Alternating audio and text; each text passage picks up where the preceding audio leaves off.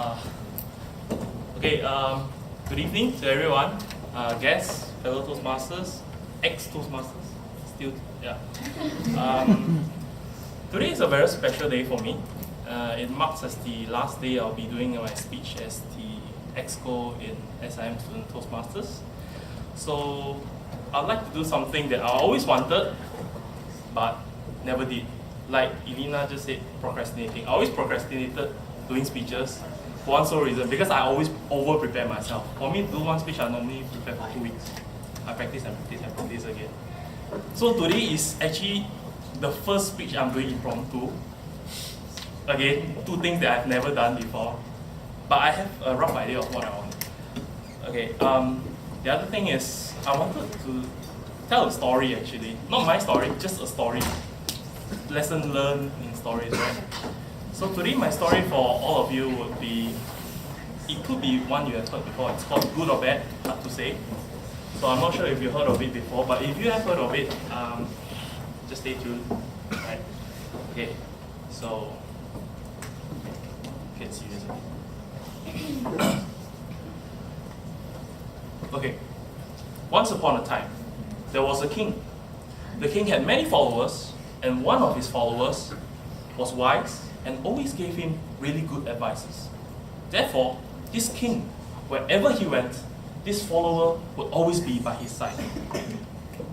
So, one fine day, the king was out, and a dog had bitten the finger of the king. And now, the king, afraid, scared, he asked his follower, "Oh, is this bad?" The follower looked at him and said, "My king, good or bad, hard to say."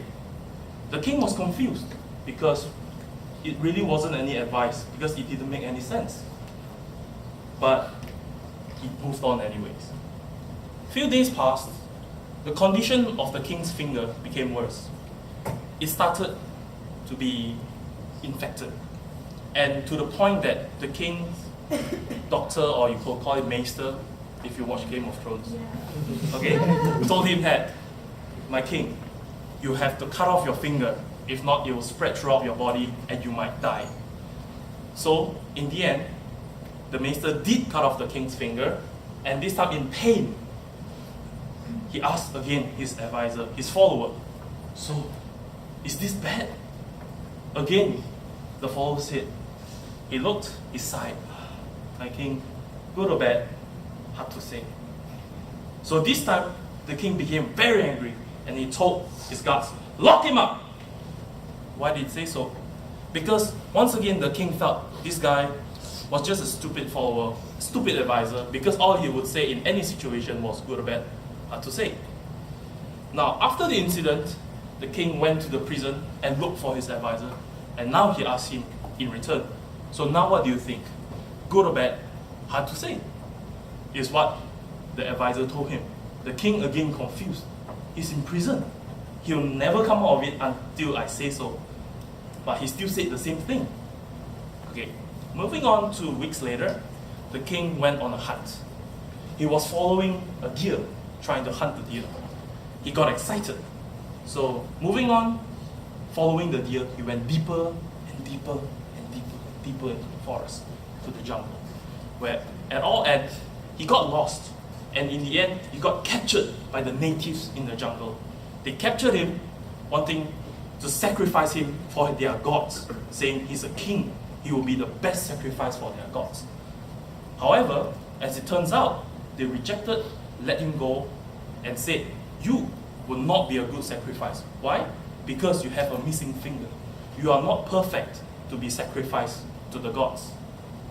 The king later then managed to find his way back to the castle, immediately told his guards, release his advisor, and he apologized because he really understood what it meant of good or bad, hard to say. To his surprise, the follower wasn't angry, nor was he any spiteful to his king. And when the king asked why, the follower just said this, "Dear king, good or bad, hard to say for your situation. You had lost a finger, therefore you were not suitable to be sacrificed. But if you did not put me in jail, I would have followed you to the jungle and they would sacrifice me instead. So how can I be angry at you? So that's the end of this short story.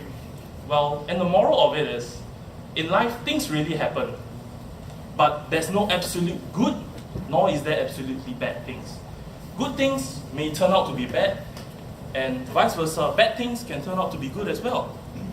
So this is actually my advice specifically for the new EXCO. Okay?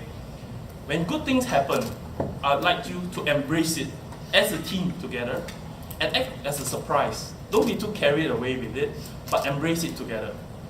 But when bad things happen, remember, don't ever get disheartened, don't ever lose hope, don't lose faith.